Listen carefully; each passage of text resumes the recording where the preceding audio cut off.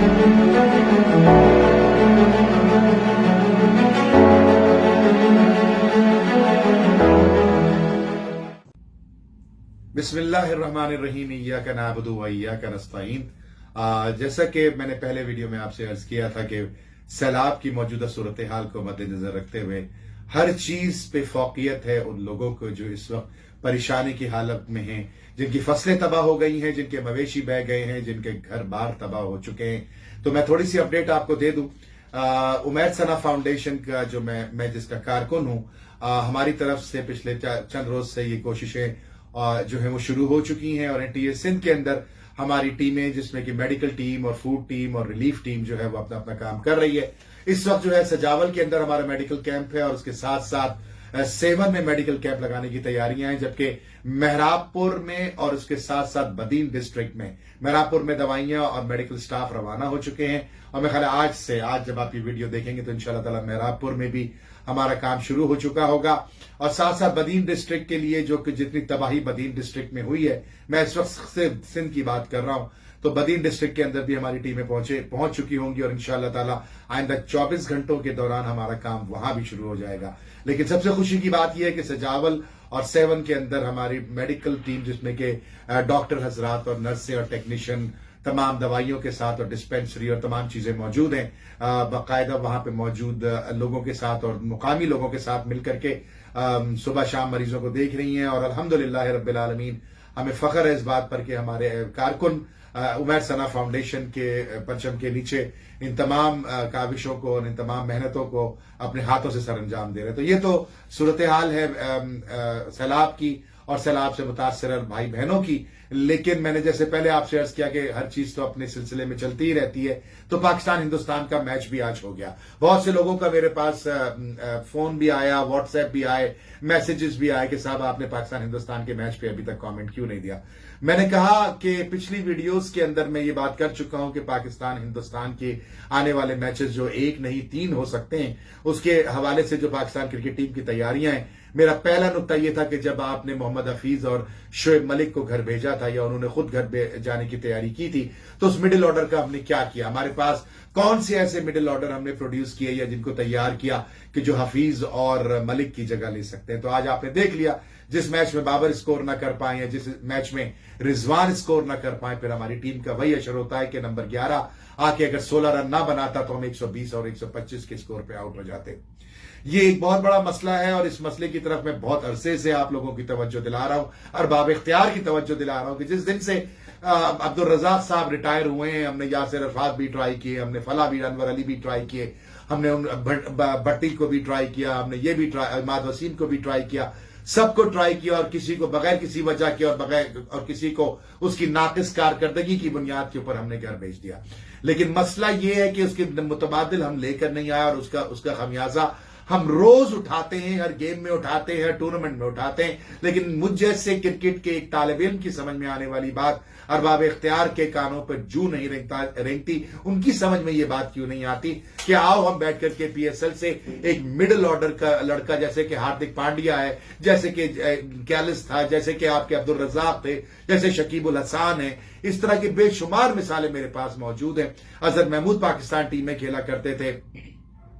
हम इस तरह को लड़का पैदा करें, लड़का तैयार करें कि जो पाकिस्तान के परचम को बुलंद कर सके, लेकिन उनकी समझ में ये बात नहीं आती। बहरहाल उसी की वजह से पाकिस्तान टीम का ये हशर है, क्योंकि आपने देखा कि हार्दिक पांड्या ने आके 4 ओवर भी निकाले, 3 विकेटें भी ली, फिर बाद में विनिंग शॉट भी खेले, उसके बाद टीम को इस्तेहकाम भी दिया। वो जो 7वां नंबर बैटिंग का है या 6ठा नंबर बैटिंग का है, वो हर तरह के फॉर्मेट के अंदर एक बेहतरीन इम्तिजाज बना देता है, टॉप ऑर्डर और लोअर ऑर्डर के दरमियान एक बैलेंस प्रोड्यूस कर देता है। लेकिन हम मुसलसल उस लड़के को तलाश करने में नाकाम है और हमारे अरबाब इख्तियार को इस मामले में कोई फिक्र नहीं है। इस वजह से आप ये मैच हारे। उसके बाद दूसरी क्या वजह थी हारने की, आपको यकीनन बहुत मुझ पर गुस्सा आएगा और आप नाराज भी होंगे, लेकिन हकीकत यह है कि हम हारे हैं। हारने की एक बड़ी वजह जो है वो नाकिस कप्तानी भी थी। मैं पहली वीडियोस में भी आपसे ये कह चुका हूं, मुझे यकीन है कि आप मुझसे इख्तलाफ भी करेंगे और मुझे आप बड़े नाराज होकर कमेंट्स लिखेंगे, लेकिन जो बात मैं सही समझता हूं वो यकीनन बयान करने की जिसारत भी करूंगा। वो ये है कि हमारा कप्तान कप्तान नहीं है। मैं बाबर आजम को कप्तान नहीं मानता। आज बेशुमार मौकों के ऊपर ऐसा हुआ कि मुझे महसूस हुआ कि आज अगर कोई समझदार कप्तान होता तो शायद ये नताइज ना होते। आपको पता है ना कि आखिरी 4-5-6 ओवर के दरमियान पाकिस्तान को 5 खिलाड़ी सर्कल में खड़ा करने पड़े थे मजबूरन। उसकी वजह यह थी कि स्लो ओवर रेट था, और स्लो ओवर रेट की वजह से आईसीसी के नए कानून के मुताबिक 5 खिलाड़ी बाउंड्री सर्कल के बाहर नहीं बल्कि सर्कल के अंदर आपको 5 खड़े करने पड़ते हैं। इससे न सिर्फ आपके बॉलर का कॉन्फिडेंस शेक होता है, उसके आसाब पर दबाव होता है, बल्कि बैट्समैन जो है ना वो खुल जाता है, उसको आजादी मिल जाती है। वो अच्छी गेंद को भी इनसाइड फील्डर, अंदर जो फील्डर सर्कल के खड़े उनके ऊपर से उठा के फेंक देता है और उसको फिक्र नहीं होती कैच होने की या आउट होने की। यही कुछ हुआ। एक मीडियोकर स्कोर को आप डिफेंड करने चल रहे हो और आपको ये नहीं पता कि इस तरह की स्लो ओवर रेट के ऊपर हमारे साथ क्या मसले हो सकते हैं। चलो आपको नहीं पता थे,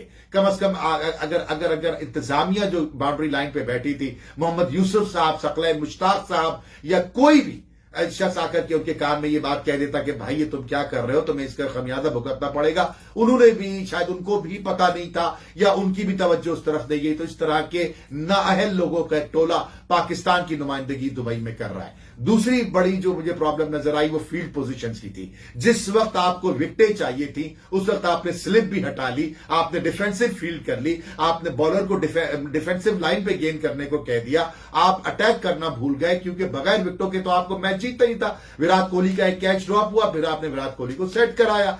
सेट कराने के बाद विराट कोहली अपनी मर्जी से आउट होकर के गया। इसी तरह से रोहित शर्मा अपनी मर्जी से आउट होकर के गया। एक स्लिप, 2 स्लिप, एक आगे एक शॉर्ट कवर, एक शॉर्ट पॉइंट, एक शॉर्ट गली, एक शॉर्ट फाइन लेग, एक शॉर्ट मिड विकेट टाइप की पोजीशन बैट्समैन को सोचने पे मजबूर कर देती है कि शायद ये बॉलर कोई होशियारी करने चल रहा है मेरे साथ, कोई बहुत बड़ी होशियारी होगी और कहीं मैं गलती से अपनी विकेट न गवा दूं।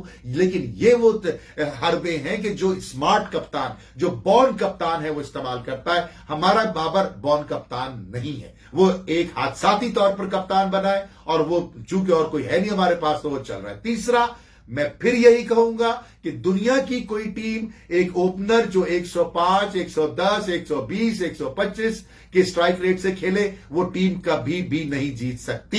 ये बहुत मुश्किल होगा उस टीम के लिए। अच्छा, उसकी भी वजह अगर मैं बाबर और रिजवान की तरफ से सोचूं तो वो ये सोचते हैं कि भाई बस सिंगल बना लो, ये कर लो, वो कर लो, ऐसा ना हो कि हम आउट हो जाए, क्योंकि पीछे तो कोई है ही नहीं। और पीछे क्यों नहीं है ये बात जाके बाबर से पूछो, रिजवान से पूछो, मोहम्मद यूसुफ से पूछो, पीसीबी से पूछो, तो जवाब मिलता है हमारे पास कोई लड़का ही नहीं है। हमने ये 11 लड़के हम मिडिल ऑर्डर में ट्राई कर चुके हैं, लेकिन कोई भी इस काबिल नहीं है कि वो मुस्तकिल बुनियादों पर वो मिडिल ऑर्डर की जिम्मेदारी उठाए। क्योंकि लड़के ये गलत चुन के ले जाते हैं। सऊद शकील को घर बैठा दिया, इमाद वसीम को घर बैठा दिया, शान मसूद को घर बैठा दिया, अपनी पसंद के लड़के चुन के ले जाते हैं। फिर बाद में जनाब प्रेशर पड़ता है बाबर पर, रिजवान पर, और उसके नतीजे में वही होता है कि जो आज हुआ।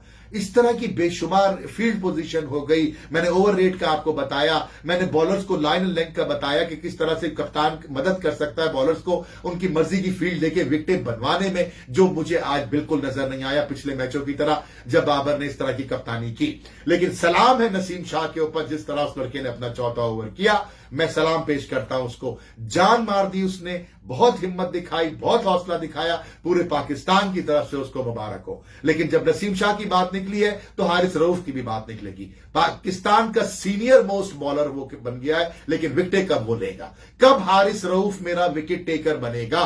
कब हारिस रऊफ मेरा तुरप का पत्ता बनेगा?